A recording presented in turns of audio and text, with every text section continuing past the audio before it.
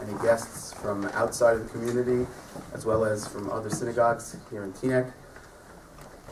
I don't want to give a long introduction for a couple of reasons. Number one, I don't want to take that much time from Rav Lichtenstein's shir, and he's on a very busy schedule, and I want to make sure he has enough time with his family. Number two, it's very difficult to stand here and introduce someone who has meant so much to so many people, and also personally. This evening, Rav Lichtenstein is going to be honored by Yeshiva University for 50 years of contribution in Avodat HaKodesh, and I met Rav Lichtenstein 30 years ago. 30 of those 50 years have been transformative for me since I was 17 years old. And deciding where to go in Israel, and Rav Lichtenstein spent a Shabbat at YU, and a number of us, many of us who live in this area, Chaim Jachter, Howie Jachter, Eli Weber, and many others, we spent that Shabbos and we were transformed into Talmidim already, even before we had gone to the yeshiva. It's very special on two levels also, so I just want to say a quick word.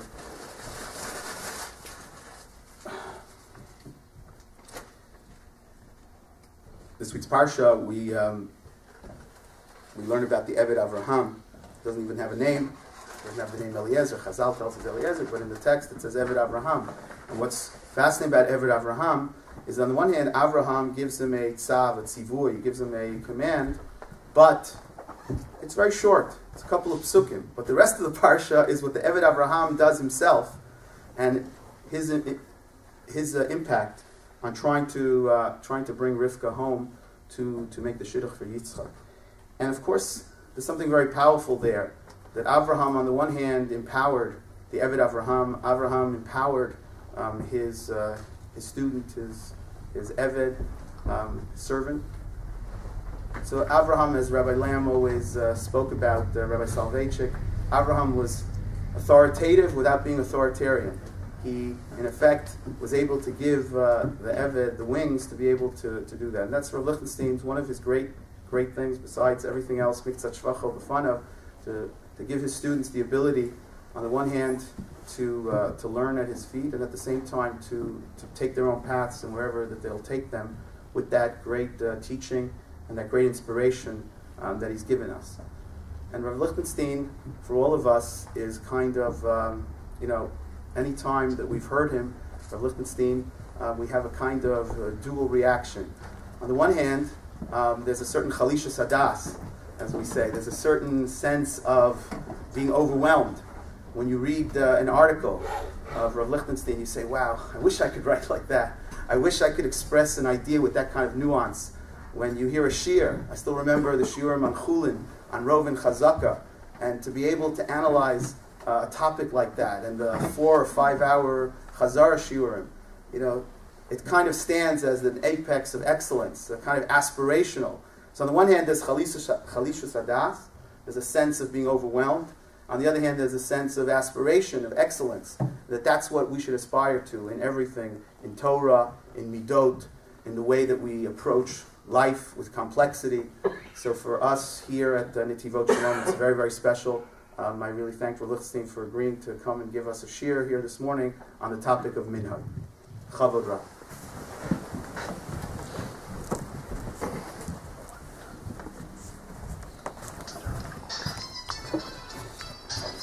Everyone should please turn off their cell phone.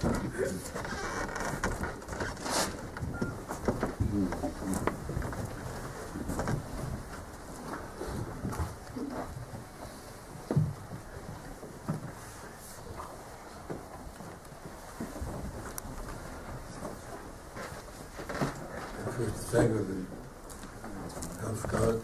It's a very generous introduction, and I hope that this part discussed this morning manifests some of the elements criteria discussed. Part of the here difficulties of the topic that we do with. There's an additional factor. This is the time frame, which would not admit and allow a total survey, even at the basic level of the overall topic of Minhag. It's a topic which has many manifestations, takes many forms, and in addition to everything else, has all kinds of analogues with similar issues, the role of Minhag in other traditions, or the general legal traditions, or whether spiritual traditions.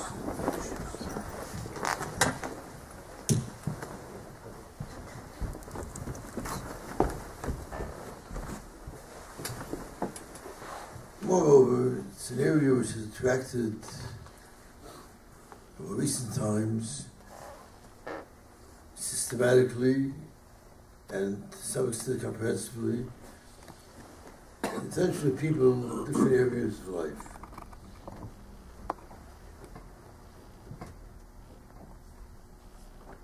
The elements which can join in the area of the word of Minhag are relevance to one plane to Bala Halacha. I say Bala Halacha, that's so based on the two. Those who study, develop the raw material of halacha, the word of halacha, the basic texts, sugyas, oshonim, etc. Also, Bala Halacha to the poskim. Minhag inter alia is a factor in deciding between conflicting opinions, and that is a ballgame in all itself. But it attracts not only Bala Halacha. Historians, for obvious reasons, have interest in Minhag as well. Partly because many of the Minhagim, to a far greater extent that you have in other areas for Halacha, the origin for us, how do we get to them, is through the text of the Shonim. So the historian needs to consult compendia of Shelas Tshuvas, Sifrei Psak, some Sfarim within which the two elements, as President Yehuda, come together.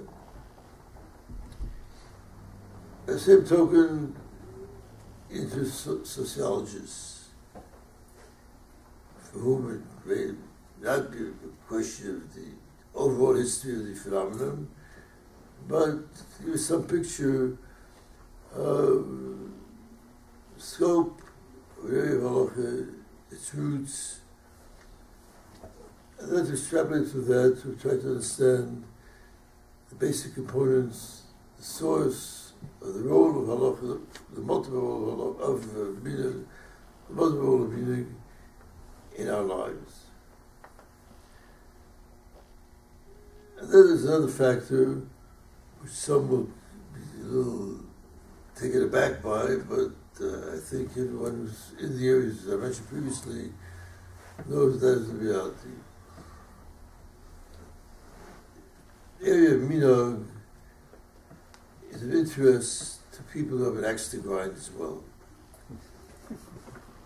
As a matter of fact, there are two axes to grind, because Minhag is a weapon, too strong a term, or to say is an instrument. It's a little more modern.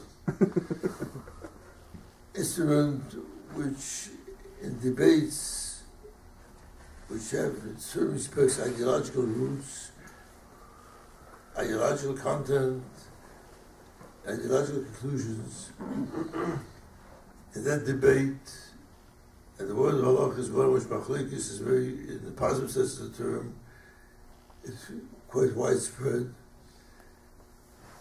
In that debate, Minhag can serve one of two constituencies.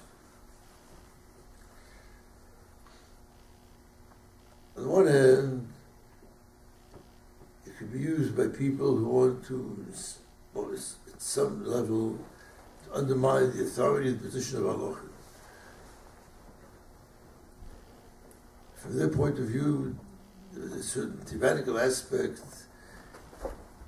in the basic corpus of halacha, and they have an interest in weakening that hold, and in one or two ways, if you will, one or two reasons. The overwhelming power, the force of halacha, psak, apidin, you should do this, you should do that. That's something which, without getting into details, and even if they're not worried about a particular halacha, which they don't like, but they want to weaken somehow that corpus 10 feet tall, and which binds and limits and demands persistently across a broad front. So from their point of view, anything which will, by definition, weaken the hold of halacha is useful. That weakening may take, of course, various forms. It could be a direct contravention, or you have an halacha as opposed to what you find the word of minhag, what's out there, what's in here. Or it may be not a direct contravention, but as I said, a weakening of the emotional hold and the power which the word of halacha attains in our thought and our behavior. And anything which will somehow dilute that force is of interest. And therefore, one of the things that you find in some of the works written by people of what today we regard as left-wing tendencies,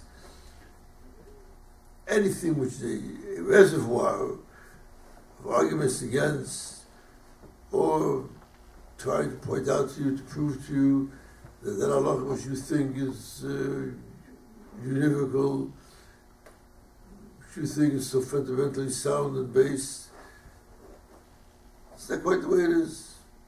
Here I find you a place like this, place like this. Put it a little differently, as opposed to the absolutist tinge which many people find in the word of halacha, there's a relativistic component whenever you have another player in the field. And the word of minhag is a very useful player for that reason. But the word of minhag has a different and, you might say, diametrically opposed role within the discourse and the practice of halachic life. If before I mentioned the element of freeing someone, from a certain point of view, the word of minhag does not free, but binds. If before the word of minhag, you had the option, do like this, do like that, adopted a certain cooler, along comes a steamroller of minhag and tells you, really, you want to eat kittis on Pesach? It's a minhag not to do it. That if you're Ashkenazi, should put it away if you don't do it. And that has roots in halacha. Allah, the father will write about kitnis and Pesach. But for the Ashkenazi, and you'd be surprised to hear that he says in Shidduchim, when these things are discussed, one of the issues that comes up is, what are we going to do in Pesach? We eat rice? No, we don't eat rice. That's a very minor example, although it works up a lot of tension, a lot of heat, and many various content. But it's a reflection or an exemplification of the role of halacha, of the whole of minhag, not as a liberating force, but as a demanding force, which binds us further over and above the layer, the substrate of halach. So on the one hand, minhag used in one direction, one way, can be an instrument in the hands of people who want to dilute halacha, maybe for very good reasons. I'm not discussing that now. But the effect that it can have, those who have therefore a more liberating perception of it. On the other hand, people who are conservative, lowercase c, in their outlook, for them, minhag is additional element which constricts, which demands, which imposes, and which limits some of the areas which you would have thought that you could act as you would like, at least in that direction. It all comes minhag and changes all of that. From what I've said heretofore, before getting to the substance of the issues per se, it's clear that if there are different views of, or potential different uses of minhag, that doesn't start today, it didn't start yesterday. To some extent it started in the 19th century. In certain schools of legal thought, which in turn to some extent relate to certain schools, we'll call that, of cultural thought.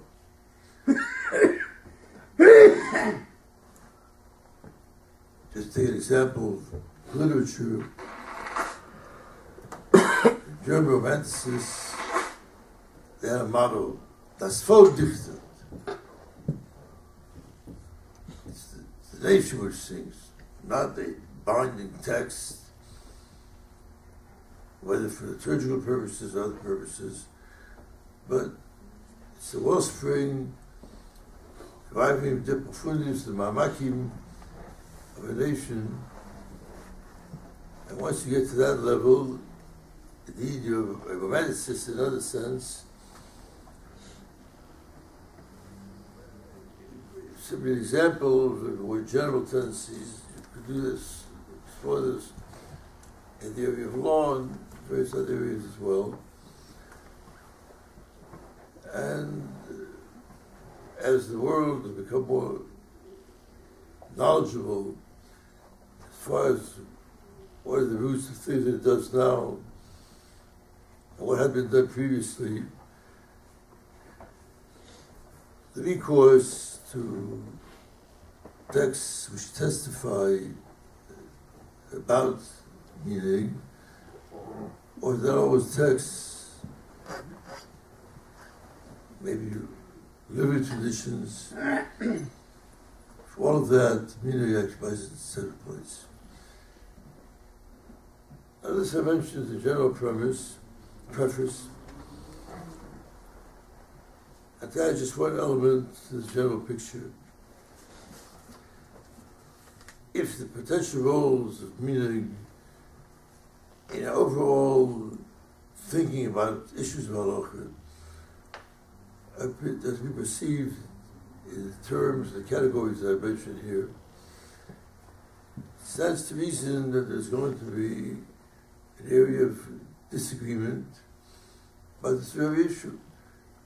What I've done is simply indicated, but by definition, think about it for a little while, you understand this is good for those who are to the left, to the right. Well, what actually has happened? So, those stars trace the history of this, and a number of whom, my brother Rab Chaim has written about this considerably,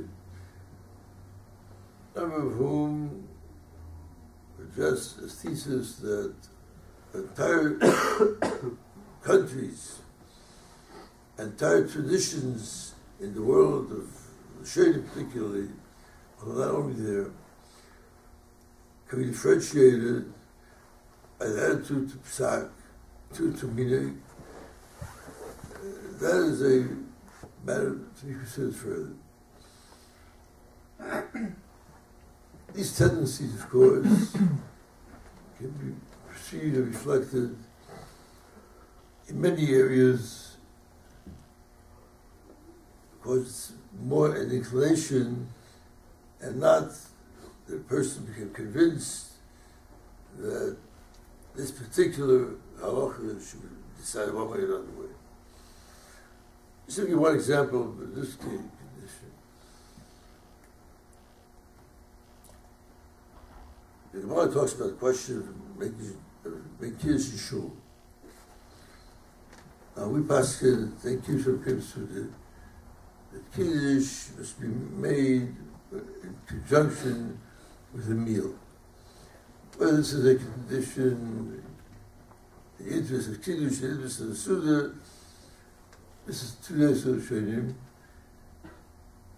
Maybe that's not all. So the Gemara asks, if that's the case, why do you make kiddush in shul? No suda in shul. The Gemara says, no, wait a second. Guests who come, they know where to stay. So stay in the shul, they eat in the shul, and therefore it's permissible to come to make kiddush for those orchim. Now the Shonim who had this Gemara in front of them raised the question, oh, wait a minute, that's okay in shul where people sleep over, etc. But once you live in a community where there are plenty of people who are willing to host itinerant guests, why then, and if they'll be able to kiddush at my table, so why make kiddush there too as well? So the Shonim of Spanish tradition, asked this question, and Rashba, for instance, has a shura, someone asked about this, and he said, that's what they do. They're wrong. Tell them to stop. Finished. A similar question was raised with the Spanish tradition, the Zawah, and the answer was given, you are deign to suggest that our community is anything wrong. Do you know who we're talking about? People who went to the burned at the stake, tortured the barricades. And that's their meaning, and you are challenging it.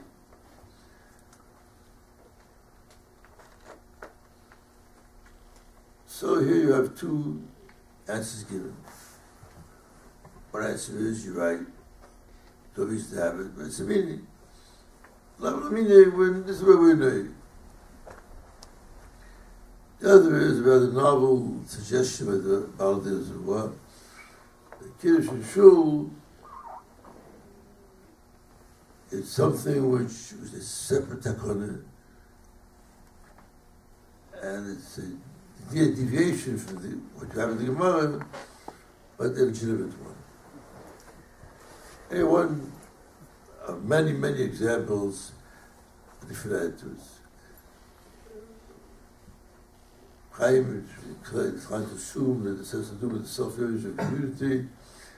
To what extent does it presume that it consists of Kadesh Chassidei, very saintly people, or very worldly people? But that is at the level not of what function is assigned to Minhag, but the why. Why is assigned to it? What I mentioned here before is partly in order to give some sense of parameters of the topic, which of course includes many, many elements. In dealing with such an issue of worry to comprehend it, which we're obviously not going to be doing, we have to understand, first of all, the facts. How widespread is it? What kind of situation do we encounter it? what functions assigned to it, etc. Second, we have to know fundamentally about halacha, commitment to halacha. So while we might here and there see an example which seems to contravene this, but we assume it's so widespread, but there's no justification. What are the roots of this? From a legal perspective, set of halacha. It is some kind of new phenomenon, which should be not whether at what point in history it developed, but does the process of the recourse to Minhag concern the creation in a particular area of totally new ex nihilo yesh b'ayin? Is that it? Or something which involves the interpretation of existing texts, the resolution of existing issues and existing problems. Additionally, in light of what I mentioned here previously about the possible impact of Minhag, how do we relate to situations where seemingly the Minhag is not an additional layer superimposed on the halachic corpus, but stands in contradiction to a paradigm to it? Do we automatically say it's a Minhag, but it varies for the Gemara? Or do we say, no, well, let's see if we can work it in, if we want to work it in. And that, of course, leads to sets of discussions on the limitations which presumably ought to exist from a strict halachic perspective upon the incorporation of Minhag in the world of halachic living.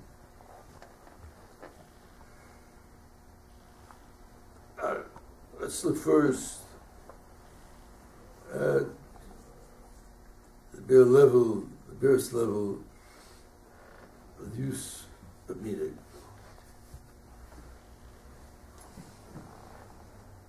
Mishnah Babetziah speaks of a situation in which there is a Minhag Amdina, person hires laborers. And whereas today most societies, developed societies, before they sign a contract, they've got lawyers, batteries of lawyers sitting on both sides, being certain that every jot and tittle is anticipated in advance. That's the way it worked. In Chazal's time, there were no lawyers of that kind, no contracts of that kind. The question arises, what are some of the details of the conditions of the employment? What are the obligations and the rights of the employer and employee, etc.? We assume there's no question. The Mishnah deals with various elements. Some, what kind of break do they have to eat, what are they given to eat? On the other hand, what are the hours? Sunrise to sunset, or for first break of light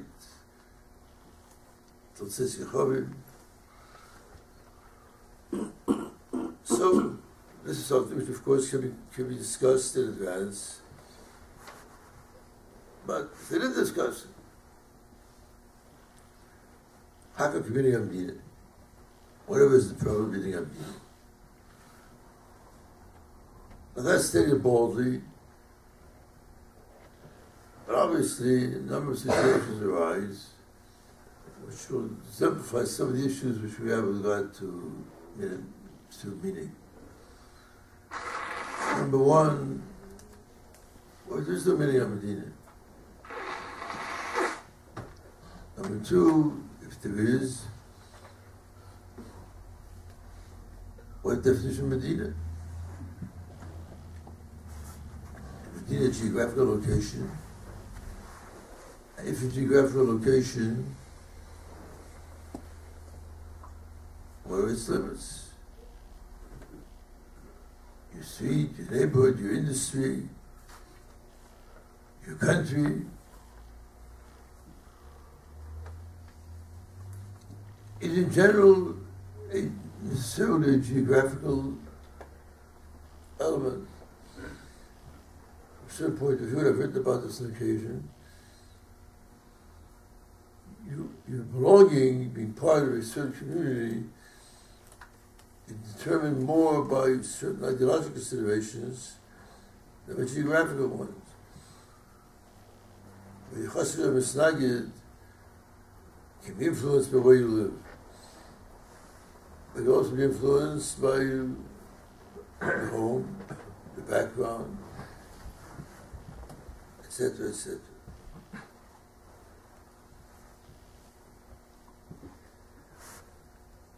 And then, of course, we have a question.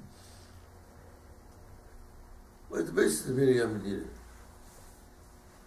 Why should that be a consideration? Why should that be a factor? However, Minhag Medina is defined. Here we apparently encounter machlokes amongst basic makers. This is close to the beginning of the Pagim of Amatzir, namely the reason that Minhag Medina has force, legal force, is because it's regarded as if that had been agreed to by the two parties. It's an implicit understanding between them. Now, if this is the case, what you're really saying is that at a fundamental level, Minhag Medina, what prevalent amongst people in your area and your field, it doesn't got much ice. It's only because I've translated that into the equivalent of consent. It's the consent, be it implied consent, which creates the halachic commitment.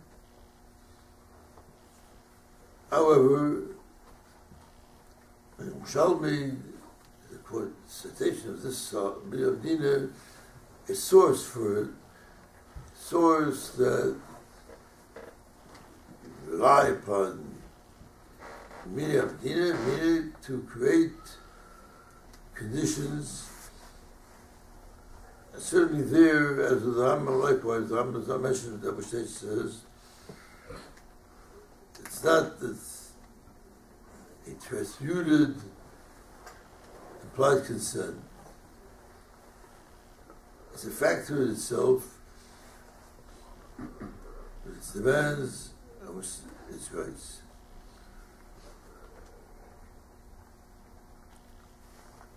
Now another question comes up. Are the limits to Minhag Medina?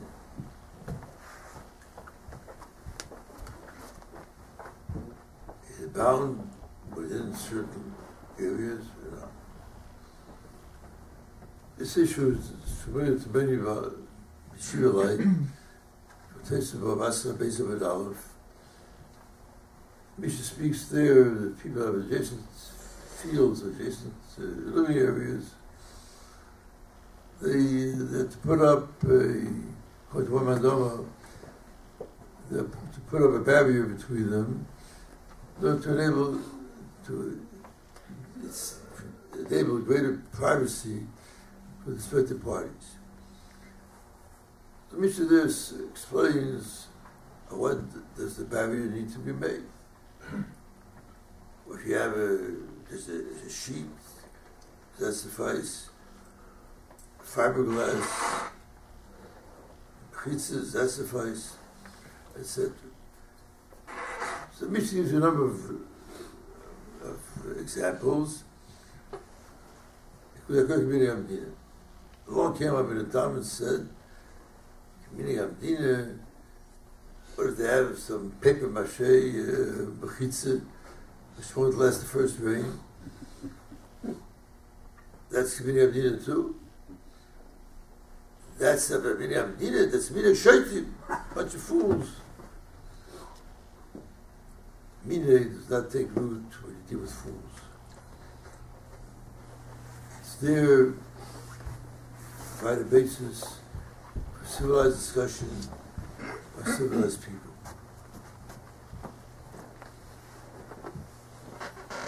Then we have other things, some of the details concerning this particular example. But what's very important to us here is one, more than one formulation, the source of the power of Minhag Yisrael, that which I've indicated, apparently are two views.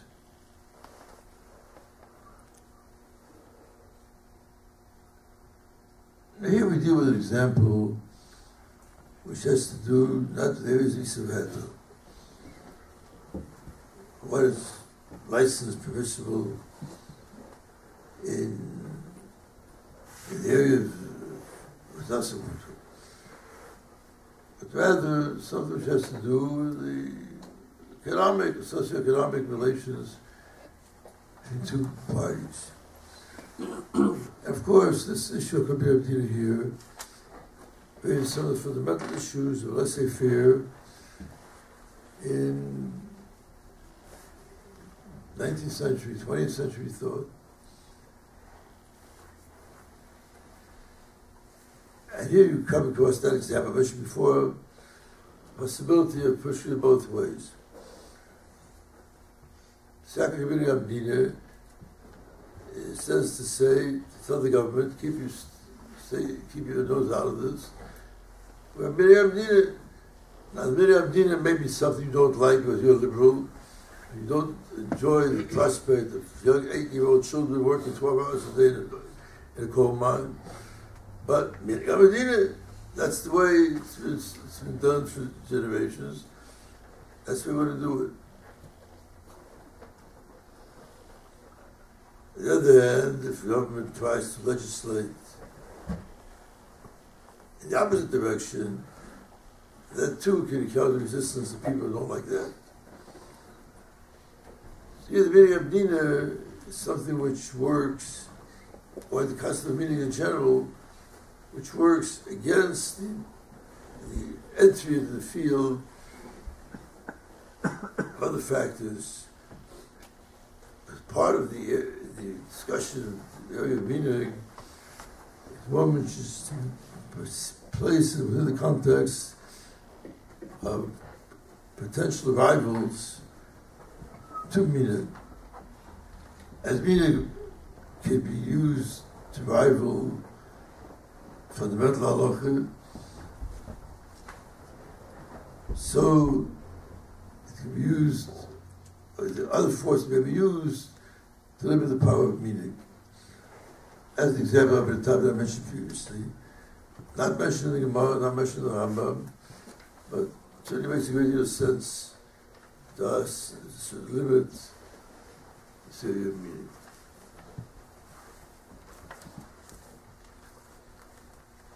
Now, if we get to the question of what are the possible sources of Minhag is for power,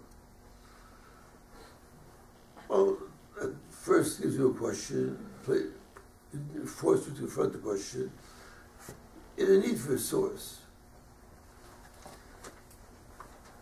Now here we have two possible formulations of this issue. One is someone who surveys the history of halacha and trying to teach halacha, to learn it, to transmit it in all its multifaceted ramifications.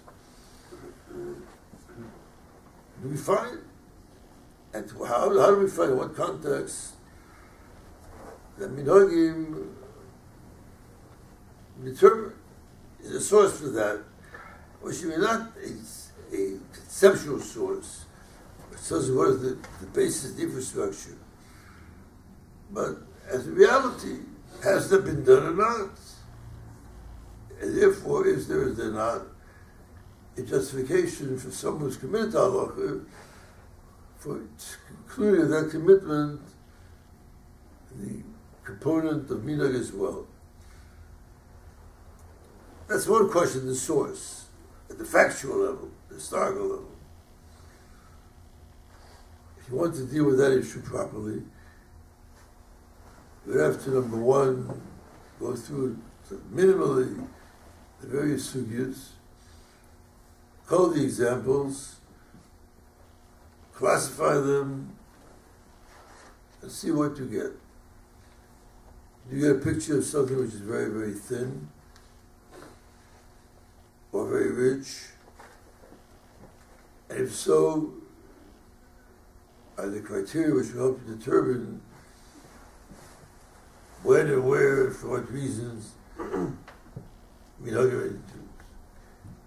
And of course, the minute you get to that kind of an issue, the whole battlefield of historical element becomes very, very active. Partly for the reasons that I mentioned previously, partly for other reasons. But anyway, it's certainly a matter which needs to be determined. How much weight was given to minhag that we might then be able to infer with regard to our own existence, how do we do, and how much license do we have? That is a question of source in other respects. Not from where do we know, can we infer or assert that there's a role, a place for minhag that has normative demands upon us, etc. They can be either a freeing or a binding force. Apart from that, the question is, what's the motive for it? So let's assume that we find that minhag is very prevalent. On what basis? So all we do then is pushing the issue from century X to millennia later. The same problem then? What was the justification for it? Of course, if you feel that the world of halacha that you've been learning is solidly based, accurate, you're not going to really ask that kind of a question. Maybe all the minhagim are wrong. But even if you don't want to ask that question, and I certainly don't want to ask it, but we have to know, or do we have to know, why are they right? Who authorized them to do it? So you have the two approaches. One approach is to assume that there's some kind of a makil. It will not always be a very sound makil, but there's some kind of a makil. A teshuv makil. Of course, going to bracha do Shalom, like to quote and name it to a pasuk in Sefer Dvarim, but the sik v'uli ha'achas gavul shonim. You can't shift boundaries of your field, try to get an additional slice where the limits are not very clear, which were set by forerunners. What I'm giving you here is, of course, the Pshuta Shemikra, but it makes it the Shalom and the Rambam. Aseres Gvul in that sense. We all know there's Aseres Gvul in the modern world in another sense, the unfair competition, etc. But that also does relate to minhag. according to, you have no right to shift boundaries, not just physical boundaries, halachic boundaries, which were set down by predecessors. Now that, of course, introduces a possibility that indeed we should not say, no, we must have a textual basis. But I should go to the Rishonim, but the Rishonim didn't have a textual basis. So to some extent, if you rely upon this text and say, wait a minute, but it's a text, that in itself carries weight.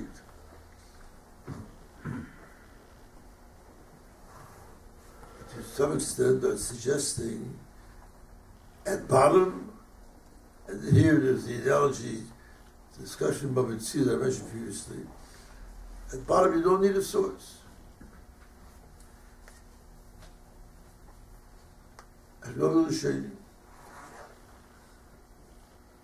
Now here the issues of course arise, what area we're talking about, and which direction we try to move things.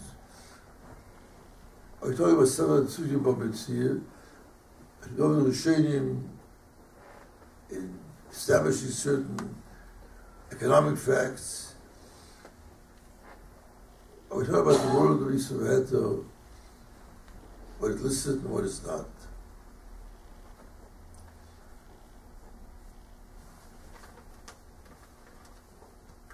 Not to say that we're relying upon such a passage, which certainly is a weak basis, totally removed from anything else you find in the whole corpus of halacha. You're admitting that don't be too much to stand on, but what the meaning? It's so critically part of the word of halacha that almost anything will do as a general basis. But in contrast with that, someone else will come along and say, what are you talking about? You need everything you need a pasuk for a custom. Take the element, l'agdiil, in general law. The all precedent of custom. They're not the psukim. I doubt what was incorporated in the Constitution. But no one could envision in our society, or society in general, the use, the application of law without recourse for its interpretation, implementation of these elements.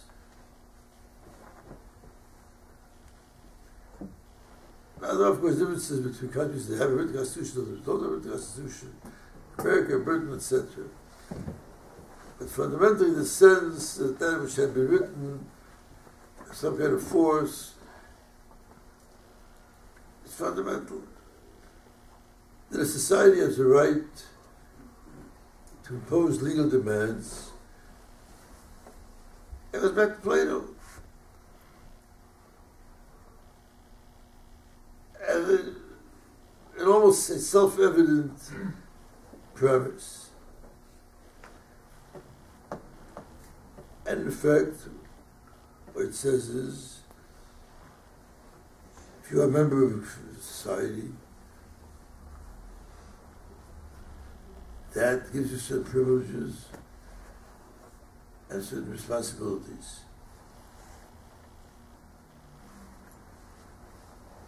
That is the fundamental condition of living in a civilized society ruled by law.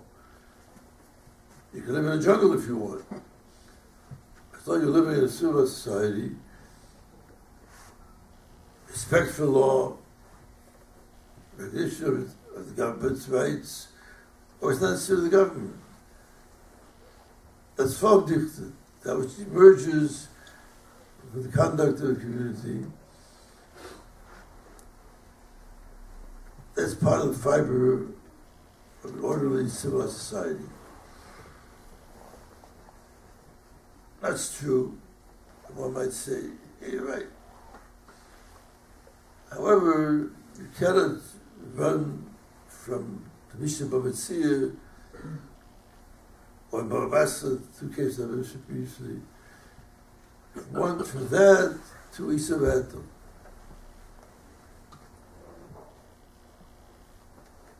It matters which is certain moments and the like. So every person admitting, applying for admission to an orderly society acknowledges that its authority, its power, etc. And that authority does not need to be written to coach necessarily. It's enough that this is the way things have been done for centuries, even if they were not done for centuries. But if this is going to give you a more civilized character in society, you need that. You recognize. In Yisrael is of course a different ballgame. Because here you're not arguing for the authority, the recognition of the authority of a governmental and social institution. You're arguing something which is the word of halacha. Halacha is not what people discussed while waiting for the barber.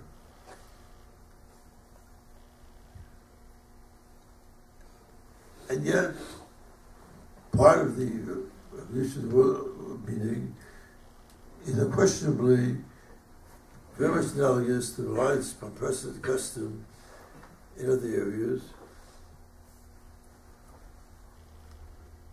Now that in itself, how strong is the recognition of either the role of government or the role of the street society,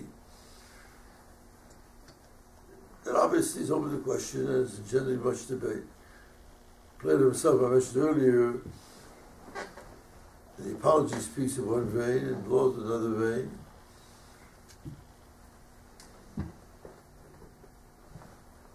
So of course there are differences.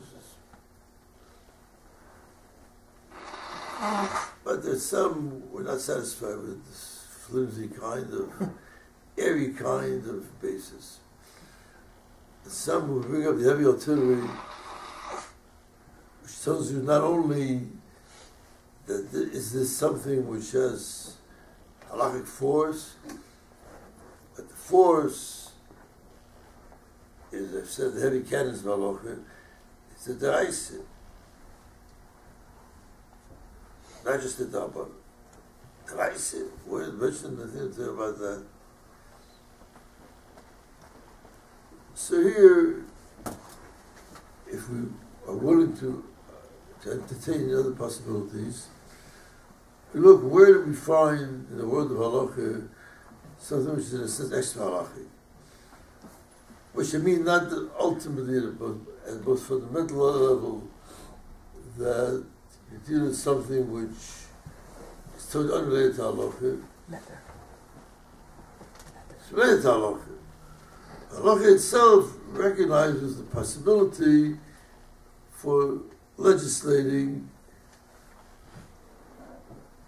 outside the existing corpus of halacha.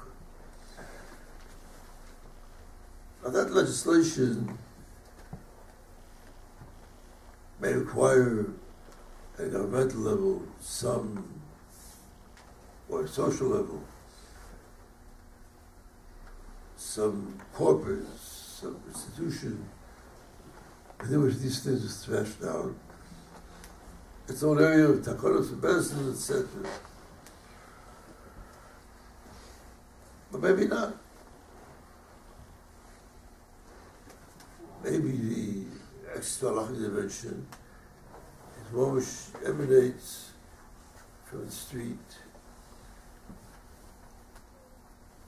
and yet has genuine power because the Torah has recognized that there may be something extra halachic. Where do you find such a thing? So if you were to open a Chumash and look, where are the things which are left open to you, but not left open in the sense that they must be made permanently a matter of license. But you could generate on your own a corpus of halachos, your private shulchan, as a private shulchan, which may be comprehensive, may touch a detail here or there, may enable, may reject. This is the word of Afloy. The term Afloy itself appears in the Tanakh in several places. Some Shem understood that it means that which is made explicit. Some understood it means that which was verbalized. In any event, people about halacha, there are several areas: Zirus, Nedarim, Shvuos, Achmacharomim, Hektish. In all of these, we're subject to a welter of much detail. In all of these, individual or group can create new Yisur. And Yisur is not new. The fact that it applies to this particular element is new. If I made Yisur by myself against eating chocolate, that is not something which is new, the power to make it enter. The fact that in my case it applies to chocolate, that is new.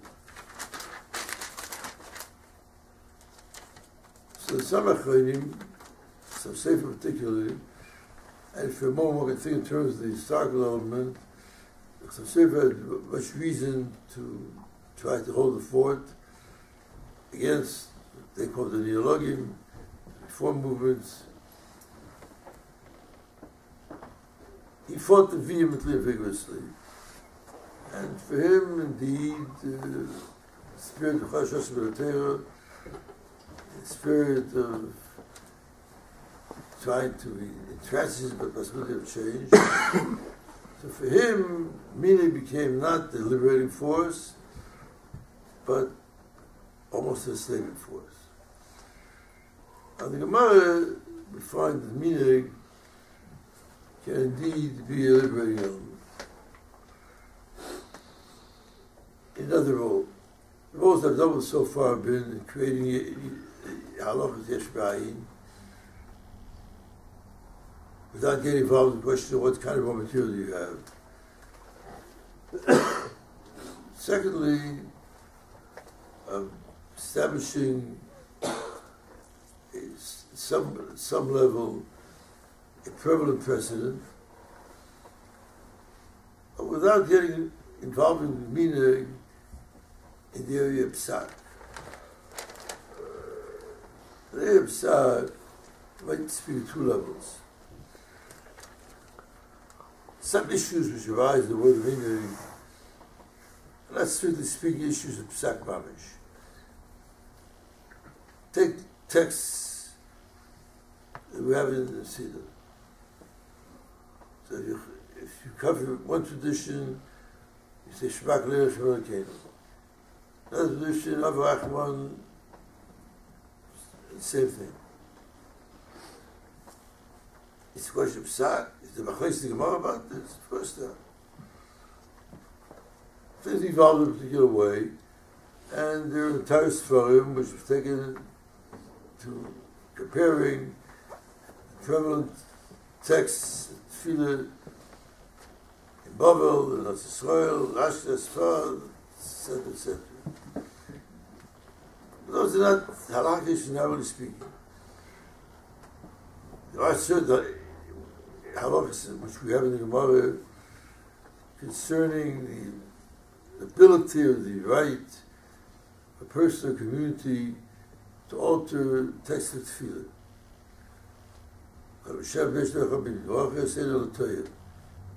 B'chlois most tanoim, Safa Yigo, most Shir, Hafa Yigo. But that's that question of psak, strictly speaking. And the question of rice and pace is also the question of psak. Something which has become habituated. But there's also a dimension of deciding between existing views. Now that may be in several forms. One form that there's no psak in the Gemara. But the minhag in this country was like this, here was like this. With Gemara, it's an open question, and therefore no one is either bound or liberated by it. It's an open field.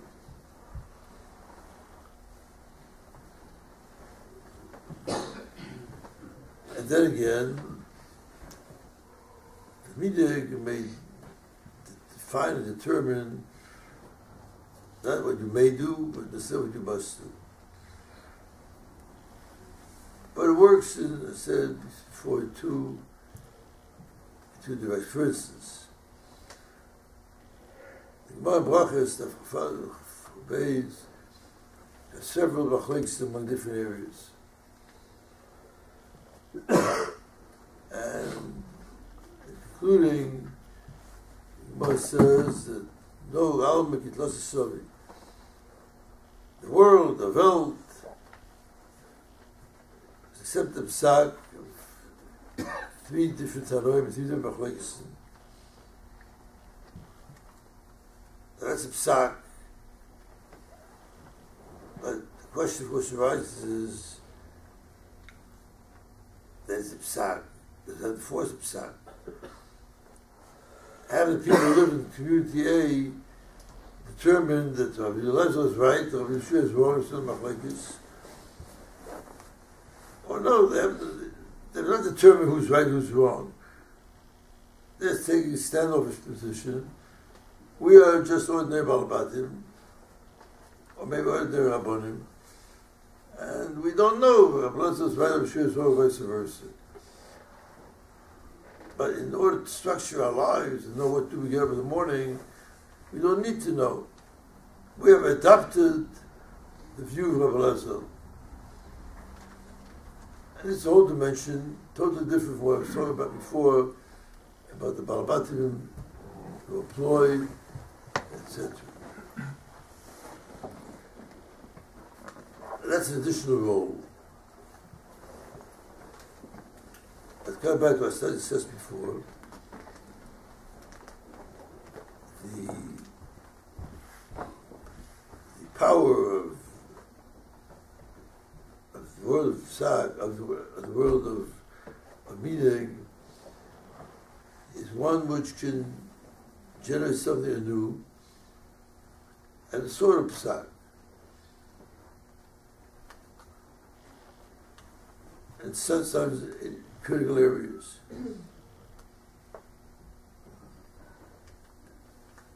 Take first the area of needed.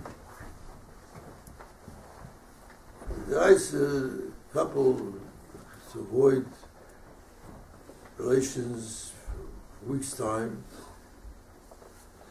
under other circumstances.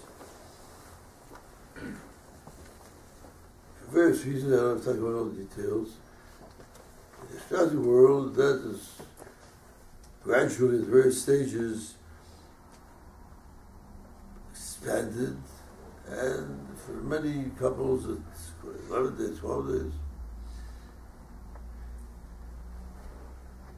Let's find a sovereign minhag. A minhag which employs raw materials which provide the substratum, what possibilities are taken into account, what might have happened, and take the case which is inherently likely to be less common, and give it the status of something which is common, adopted by that community, and needs to be observed by it. Now, from the point of view of sub-sefer, that's something which is to be viewed the equivalent of a neder. Neder. Make a neder, you have to live up to it. But here comes the four other questions. Several. Number one, a neder which the Torah speaks is an individual initiative. That's what we call meaning. Meaning is, generally speaking, a social initiative.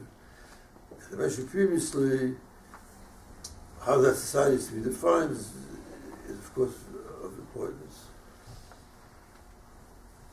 But here we're talking about something social. Can you make the jump and to say that this is the equivalent of neder? It's the word personal issue. So this is not so totally the discovery of the part of Sefer. The Perek in Shas, fourth Perek in Pesachim, Mokem Shenagu. Now the Mishnah there does not start where we're starting. It does not start with what is the reason that you need to observe Minhagim. Or to what extent do you need to observe them? It talks about the question of a person who lives in an area, went to place A, moved to place B, in one place they have one meaning, another place a different meaning. At that place. But meanwhile, the Gemara goes on a very full discussion of Minhagim in that sense,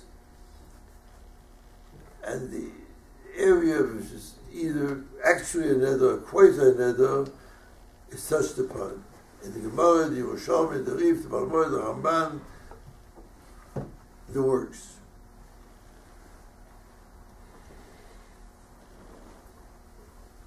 But there are further issues here. If indeed a minhag is grounded upon neder, it should be limited by the force of neder as well. I can't make an neder of halacha regard to something which relates to the halacha. The area of halacha, with Ramban particularly understands the Gemara, the area of halacha is off bounds for individual nedarim. If you neder Hashem, the Ramban explains, it's not a question that you're already against the halacha. The word of halacha is, it's not part of your ballpark. You're out of bounds. If that's the case, then you could not build custom upon neder. Neder itself is its limitations.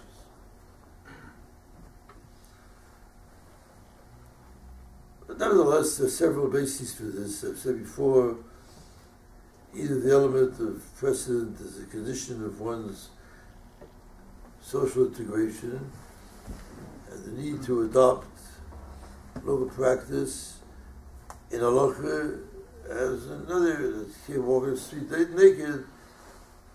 You can't adopt the hagim which aren't halacha. What this means is that try to define, at least in very vague general terms, I've not been able to do much beyond that. We have to give thought to the limitations of meaning at several levels. One, you say that meaning is binding in the nature of neder, or the nature of being part of your belonging to that community. But what if I come into that community? I made it clear from the outset, I'm going to live here, I'm going to work here, I'm going to make money here, but I don't buy this local constitution. I have an existing constitution, I have Shulchan, etc.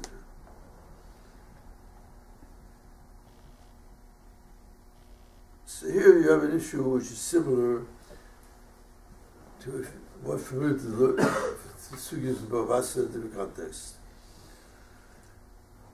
Gemara says that the members of a particular group, be it a guild, be it a union, whatever it is, can set down certain rules and laws concerning that group.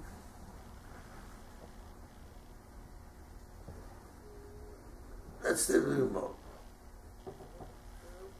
Most Shem assume that as long as that situation obtains, any person who comes to live with that community, part of that Medina, is bound by those laws. Now, of course, the obvious problem over here is you don't need to be very imaginative to understand that if the union is forming the laws of unionizing, what kind of laws they're going to have as opposed to that which is drawn up by the NAM.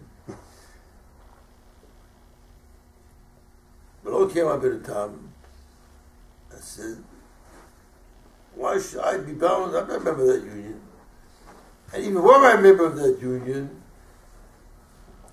what commits me to accept it? And then there's something which I take upon myself.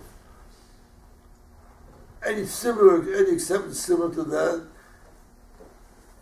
if I was there and voted in favor of that particular law, I'm bound by it. I didn't vote there. I think it's a terribly poor law, discriminatory, immoral. I refuse to be bound by it. So Batam said that indeed you can do that. He said, I'm not bound by it. And perhaps you don't even need to do that. You need, on the contrary, in a positive way, to assert that you are committed by it. In the absence of that, that license of the unions doesn't exist. That's the most, of course, name of it at the time. My brother-in-law, as I mentioned previously, is scandalized by this. He says, it's totally inconceivable to have in the time of the Mordechai, about a century and a half, the obvious semi-chaotic conditions which would arise if each person could define which laws he accepts, which laws he doesn't accept. Impossible that would have not have been discussed by other Shia. So he conjectures that it was a late intuition, insertion, whatever it is. But here the question is, again arises, why are you bound by being or not? On the other hand, there is a famous text of the Ramban, Yeshivat Aharon, which explains the basis for legislation, even to the point of the death penalty, by a central governmental agency or by a broadly based social agency. That's what Rabbi said that I said. He does not talk about it so much in the context of Minhag, more in the more general plane. He said,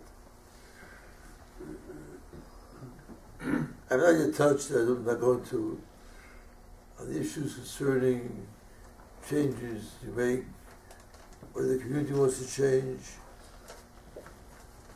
To what extent do you tell people who want to change the present law, present meaning, tell them, you're bound by parents, etc. And these are matters of great import and wide scope. I very much recommend to those who want to deal with that particular aspect a sefer which I have over here called Talim Rati, published by a resident of Yerushalayim, and a very decent fellow. You just call him up, he sent a sefer, he sent the money, he pays right away. Very, very nice. very detailed sefer. But anyway, that's just one matter that I've omitted. I'm going to go a bit more, but I thought of dealing with the issue Minhag here that would have to deal with certain elements, examples very selectively, to deal with the general directions, the general bases of Minhag, again rather selectively. Although I've tried to put on the table over here the primary and the foremost modes of interpretation for its basis and its authority, at least we have basic structure and the parameters and the bases. I conclude as I began by stressing the significance of Minhag in our lives. Let no one infer that I think that therefore we should devote Minhag. In many areas, Minhagim have taken root, not just say of Aharon or without it. Have taken root in terms of determining standards of observance, attitudes, axiologically speaking or legally speaking, and they're very much part of the fabric of our lives.